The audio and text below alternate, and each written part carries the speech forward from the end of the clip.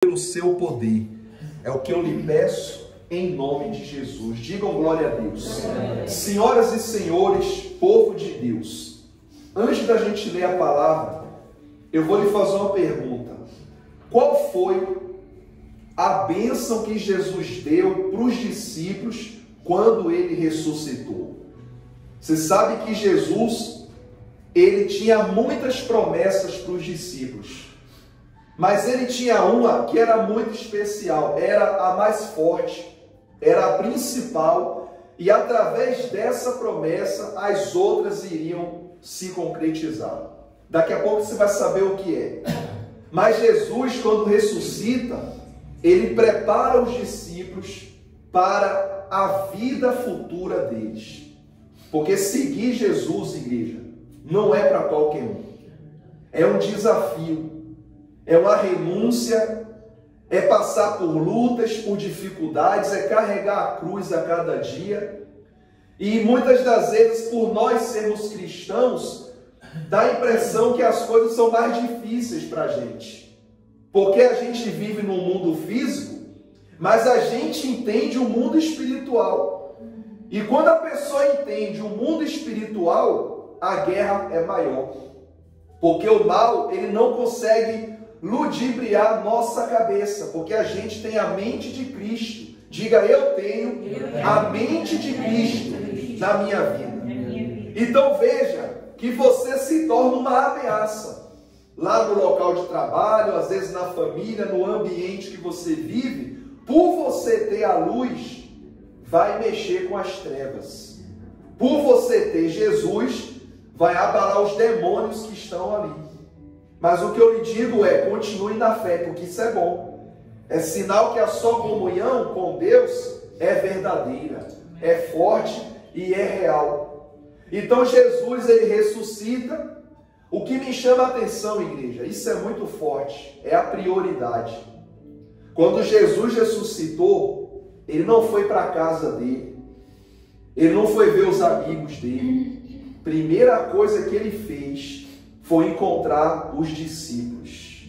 Isso é muito interessante. Jesus, quando ressuscitou, não foi comer um banquete num restaurante. Ele teve 3 dias morto. Acordou com certeza, ressuscitado, com apetite. Mas ele abriu mão do apetite, abriu mão de amizades e continuou na missão. Onde eu quero chegar com isso? Independente da situação que você esteja a passar, continue na missão. Qual é a sua missão? É ser uma mulher de Deus. É ser um homem de Deus. Continue na missão. Está tudo bem? Continue na missão. Não está bem? Continue na missão.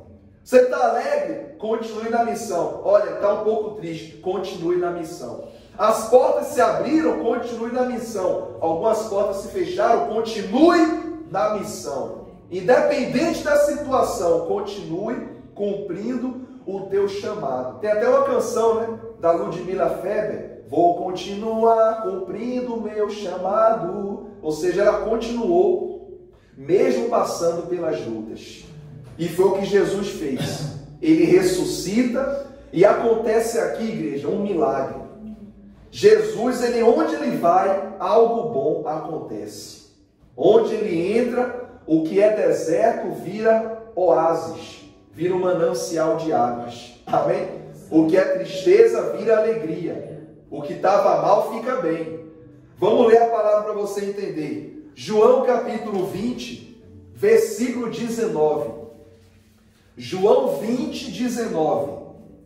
Diz assim: ao cair da tarde daquele dia, que no caso foi um domingo, o primeiro da semana, que é domingo, as portas estavam como? Quem pode falar para mim? Abertas ou fechadas? Trancadas. Trancadas as portas da casa, onde estavam quem? Os discípulos, com medo de quê? Dos judeus. Veio Jesus, pôs-se no meio e disse-lhes: paz seja convosco. Olha para mim. Tem aqui 3 coisas que aconteceram naquele dia. 3 coisas. A primeira, estava tendo algo trancado, estava fechado. A segunda coisa, havia medo. E a terceira coisa, veio a paz. Olha só. Olha como Deus, ele sabe mudar situações. Estava tudo trancado porque Jesus tinha ido para a cruz, tinha morto, ressuscitou, mas os discípulos estavam trancados com medo de quem? Dos judeus. Isso, trazendo para a nossa vida, significa que muitas das vezes a pessoa se tranca na vida dela com medo de não vencer. Ela se tranca na ansiedade, se tranca na preocupação, se tranca naquilo que estão falando dela, ela se diminui, se tranca na tristeza, na agonia, perde as forças, o medo envolve ela, mas mesmo assim, Jesus aparece. Olha só como ele é bom. Jesus não julgou os discípulos. Jesus não falou, olha, vocês são medrosos. Vocês estão trancados porque ele fez isso? Não, ele aparece e fala, ó, paz seja convosco. Ele quis dizer o seguinte, olha, eu sei que a situação não está fácil, mas a minha paz vai mudar a situação de vocês. E é isso que Deus está falando com a senhora e com o senhor hoje. Que a paz dele vai mudar a sua situação. Diga glória a Deus. Ou seja, o medo trouxe a tristeza, mas a paz do Senhor vai trazer alegria de vitória para a sua vida. Amém? Diga, eu recebo em nome de Jesus. Eu vou ler de novo aqui, ó, o 19. Ao cair da tarde daquele dia, o primeiro da semana, trancadas as portas da casa onde estavam os discípulos, com medo dos judeus, veio Jesus, pôs-se no meio e disse-lhes, paz seja convosco. E dizendo isso, lhes mostrou as mãos e o lado. Alegraram-se, portanto, os discípulos ao verem o Senhor. Isso aqui é uma mensagem profética. Você vê que naquele momento eles estavam tristes, estavam abatidos, estavam preocupados com o futuro deles, até porque eles dependiam da palavra de Jesus para viver. Eles eram guiados pela palavra do Senhor Jesus. E eles estavam pensando, se Jesus morreu e não voltar, como é que vai ficar a nossa vida? Ficaram preocupados. A gente também com certeza ficaria preocupado. Mas ele vem e fala, paz seja convosco. Tenham paz na vida de vocês. Depois que ele faz isso, a Bíblia fala que eles se alegraram por terem visto o Senhor. Deus, igreja, ele vai trazer ainda alegria para o teu coração. Você acredita nisso? Ele vai trazer alegria para a tua vida. Eu não sei o que aconteceu para roubar a sua alegria. Às vezes um problema financeiro rouba a alegria da pessoa. Às vezes um problema familiar rouba a alegria da pessoa. Às vezes um problema de saúde rouba a alegria da pessoa. Às vezes não é nenhum problema de fora, mas internamente. A depressão, o medo, a tristeza rouba a alegria da pessoa. Mas Jesus, ele vem para restaurar você. Ele vem para trazer alegria. Jesus, naquele momento, estava observando o ambiente. E ele estava preparando algo para entregar para os discípulos. Algo que você até já tem. Você já tem, eu também tenho. Mas você vai saber o que foi que ele deu para os discípulos. Repare que Jesus também aqui não está falando muito. Ele ressuscitou, estava falando muito pouco. A palavra que ele falou foi, paz seja convosco, não falou mais nada. Mas a presença dele trouxe ali a diferença naquele ambiente. Para concluir, para você entender, o versículo 21, disse-lhes, pois, Jesus outra vez, paz seja convosco. Assim como o Pai me enviou, eu também o quê? Vos envio. Diga glória a Deus. O que ele quis dizer? Olha, Deus me deu uma missão. Vocês também vão ter uma missão. Qual é a nossa missão hoje nessa terra? É fazer o bem. A nossa missão é fazer o bem, seja na família, seja para quem não conhece, seja para uma pessoa só, não importa. Faça o bem, sem olhar a quem. Ajude quando necessário. Dê bons conselhos. Ore por alguém. Peça a Deus para ter misericórdia, para abençoar. Dê a energia boa que Deus colocou em você. Diga assim seja. Foi o que Jesus fez. Você vê que Jesus, quando veio ao mundo, ele veio tirar a gente do pecado, da prisão do pecado e nos libertar. Hoje somos livres, comprados pelo sangue dele. E ele falou de novo: Pai seja convosco. Assim como o Pai me enviou, eu vou enviar também vocês. Enviar para onde? Para pessoas que precisam de força. Você sabia que a sua forma de viver, a sua positividade influencia no ambiente que você vive? No ambiente que você tem alguma atividade? Porque quem olhar para você vai falar: poxa, essa mulher é diferente, esse homem é diferente. Está feliz, apesar das lutas, está sempre com boas palavras, está sempre bem disposta, bem disposto, sempre pronto para ajudar, para aconselhar, para orientar, para guiar. É isso que Deus quer que a gente faça. Que façamos o bem. O mundo já tem muita gente ruim. Não queira ser mais um, diga: está repreendido. Seja uma pessoa diferenciada. Não melhor que os outros, mas diferente. Repita comigo: eu não quero ser melhor que ninguém, mas eu quero ser diferente. Diga glória a Deus. Continuando, diz aqui, agora vem a parte principal. E havendo dito isso, soprou sobre eles e disse-lhes: recebei o Espírito Santo. Diga glória a Deus.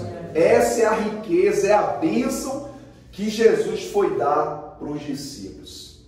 É o Espírito Santo. Quando a pessoa tem o Espírito Santo, igreja, a vida dela muda. Não estou falando em termos de dinheiro, nem em termos sociais. Estou falando em termos internos. A pessoa muda. Ela é forte. Você quer ver um exemplo? Vamos voltar para o início de tudo. Adão. Adão, naquela altura, não tinha dinheiro, não tinha propriedade, não tinha nome famoso, mas era riquíssimo porque nele estava o Espírito de Deus. Quando Deus o fez, soprou sobre ele o Espírito de vida. Então Adão tinha a maior riqueza que uma pessoa pode receber, que é o Espírito Santo. Diga glória a Deus. O Espírito Santo é tão precioso que quando Deus escolhia um rei, Deus mandava ungir com um santo óleo para que aquele rei, ele fosse, digamos assim, cheio do Espírito Santo, cheio de sabedoria, de inteligência, para poder administrar o que Deus estava dando para ele. Quando Ezequiel, ele teve um encontro com Deus, a Bíblia fala que ele estava caído no chão, e quando ouviu a voz do Espírito Santo, a Bíblia fala que o Espírito Santo levantou ele e o colocou de pé, e ele ficou forte. Quando Jesus reúne aqui os discípulos, ele fala o quê? Recebei o Espírito Santo. Por que ele fez isso? Porque Jesus sabia que viver nesse mundo sem o Espírito Santo não dá. A pessoa enfraquece, desanima. Nós que temos o Espírito de Deus, já não é fácil a nossa vida. Imagina se não tivesse. É verdade ou não é, igreja? Quem concorda com o pastor? Nós que já o buscamos, muitas das vezes o mal tenta nos oprimir, mas a gente repreende logo e levanta a cabeça e segue em frente. Imagina a pessoa que não tem. Por isso que eu digo que você, com a presença do Espírito Santo, sabe o que é que você se torna? Uma âncora para uma pessoa, para alguém. Você é uma âncora que Deus colocou na terra para equilibrar a vida das pessoas. Pastor, mas eu não prego como o senhor prega. Você não precisa pregar, não. Você tendo o Espírito Santo, você se torna uma pessoa de bem para ajudar outras que precisam de um conselho, de uma orientação, de uma oração. Deixa Deus te usar. E Deus está lhe preparando para você ser valorizado ou valorizada em novos ambientes que Deus já preparou para ti. Você quer ver um exemplo disso? É muito forte. Vou dar o exemplo de uma pessoa que no ambiente que ele vivia não era valorizado. Até era criticado. José. A própria família criticava José. Os irmãos, a maioria. Dizia que ele era sonhador, que ele era maluco, que era só o filho querido do pai, porque Jacó amava muito José e cuidava dele. Então isso causava tipo uma inveja, um ciúmes naquela família. Ao ponto de eles irem trabalhar, levar os animais para o deserto. E o pai falou, José, leva para os seus irmãos a comida. E ele foi levar. E os irmãos decidiram, em único acordo, criar uma estratégia para eliminar aquele rapaz. Lançando ele na cova e depois vendendo como escravo. Gente, a pessoa tem que ter um coração maligno para fazer uma coisa dessa. Imagina pegar um parente teu e vender ele. Vender. Olha só. Não é vender uma peça de roupa ou uma televisão que você tem a mais em casa. Vou vender aqui para fazer dinheiro. Não é um objeto, é um ser humano. É porque a gente lê a mensagem e às vezes não reflete. Mas analisa com o pastor. Imagina se fosse tu. Alguém te pegasse à força, te levasse lá para a Índia, um exemplo, e te vendesse lá para os indianos. E você vai para um lugar que ninguém te conhece, nem tu conhece ninguém. Pensa com o pastor agora. E depois a tua família acha que tu morreu, e tu está vivo, olha só. Pensa com o pastor, usa a tua cabeça agora. E imagine o pai dele sabendo que ele foi morto por um animal, porque os irmãos foram tão malignos, que mataram uma das ovelhas, sujaram de sangue e falaram, ó pai, um urso devorou ele, um animal feroz do deserto, devorou José e está aqui a túnica que o senhor deu para ele. E o pai pegar a túnica e chorar, passar a vida toda em luto, pensando que o filho tinha morrido e o filho estava vivo. Pensa com o pastor agora aí, se não é uma história interessante. Só que igreja, eu vou falar uma coisa, o mundo dá voltas, igreja. Por isso que eu digo, faça o bem. Porque se você fizer o bem, lá na frente você vai ter a colheita boa. Agora, quem fez mal a ti, lá na frente vai colher também. Não queira vingar-se não. Entregue na mão de quem? De Deus. Pensa com o pastor agora. Os irmãos fizeram isso, voltaram para casa, eles tinham comida, tinha bebida, tinha fartura, tinha tudo. José estava lá, tadinho, escravizado, dominado. Mas a Bíblia fala que ele era de oração. Ele tinha o espírito de quem?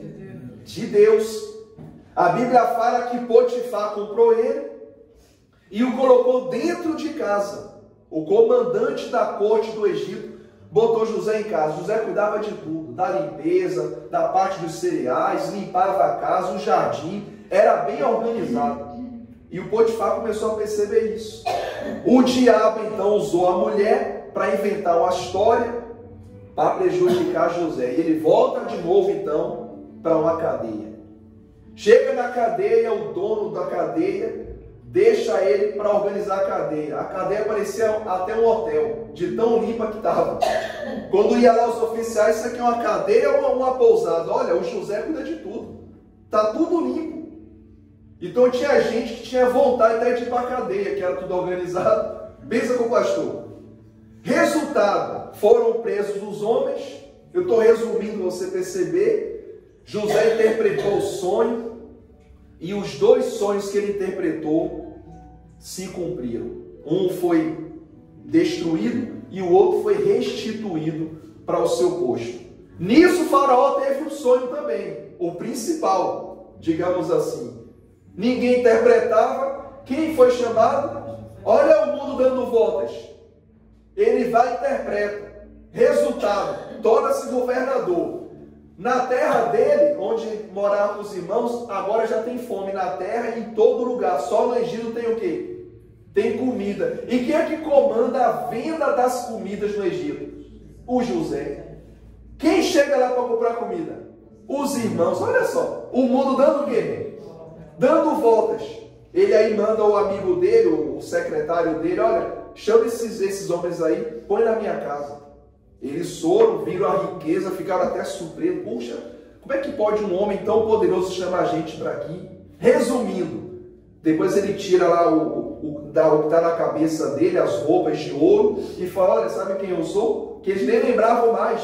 Olha, eu sou José. O que vocês fizeram mal, mas olha, o mal que vocês me fizeram foi para o meu bem. Então foi o seguinte, volta, avisa o pai que eu estou vivo, traz para cá o pai, todo mundo, vocês vão morar aqui comigo, eu vou ajudar vocês. Olha só, igreja, é o Espírito Santo. É o Espírito de quem? De Deus. Por que Deus me tocou para falar sobre isso? Essa história me faz lembrar de reviravolta. Eu acredito no meu coração que Deus vai trazer um tempo de reviravolta na sua vida. Amém. Mas não fique ansiosa, não fique ansioso. Viva um dia de cada vez. Aproveite o dia de hoje. Vai acabar daqui a pouco a reunião. Você vai para casa, vai passear, aproveite amanhã. Vai vivendo sua vida. As oportunidades vão surgir. A reviravolta vai chegar. E quando ela chegar, Deus vai te exaltar. Diga glória a Deus. Você não vai fazer mal a ninguém, vai fazer sempre o bem. Manter o coração o quê? Limpo. Por exemplo, alguém aqui bebe água em copo sujo? Ninguém. Você lava e bebe. Se você for num restaurante e tiver lá um copo que esteja sujo, o que você faz? Levante a mão, olha, troca aqui o copo que esse aqui está sujo. É assim ou não é? Sim. Assim é o Espírito Santo. Ele quer habitar em copos limpos. Você é um copo. É um copo que precisa estar limpo para Deus encher você do Espírito Santo dele. Diga glória a Deus. E aí, minha irmã, meu irmão, a reviravolta vai chegar. Nem José, preste atenção no que eu vou lhe dizer. Nem José imaginava que ele ia conseguir algo tão grandioso assim. Nem ele sonhava com isso. Mas ele manteve-se o quê? Firme. Ele não reclamou, orava ao Senhor. Creio que ele chorava muito, porque nas horas que ele estava sozinho, ele chorava, pedindo a Deus força. Como é que deve estar meu pai? Como é que está minha família? Ele ficava triste, mas Deus deu forças para ele. O sustentou e no final o exaltou. Então vai vir reviravolta na tua vida. Quando eu digo reviravolta, é mudança mesmo. Repita comigo, eu quero receber a reviravolta de Deus na minha vida. Você crê nisso, igreja? Creia de coração. Por que Jesus deu para os discípulos o Espírito Santo? Porque Jesus queria uma reviravolta no Evangelho.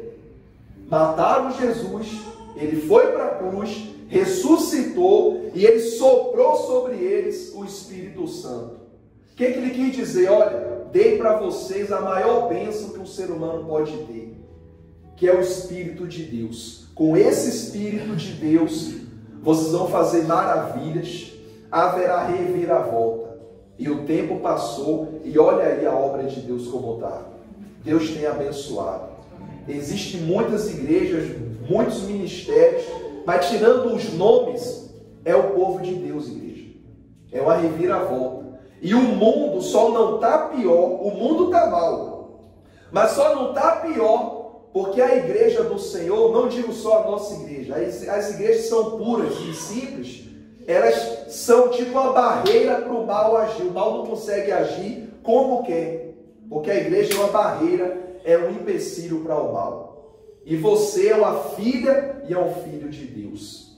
Mantenha seu coração limpo e se prepare para a reviravolta que Deus vai trazer para a sua vida. Amém. Diga glória a Deus. Amém. Vamos ler de novo o versículo 22. E havendo dito isso, soprou sobre eles e disse-lhes: recebei o Espírito Santo. E eu creio que daquele dia para frente, a vida deles mudou e mudou para melhor. Diga glória a Deus. Amém? Fique em pé, igreja, por favor, em nome de Jesus.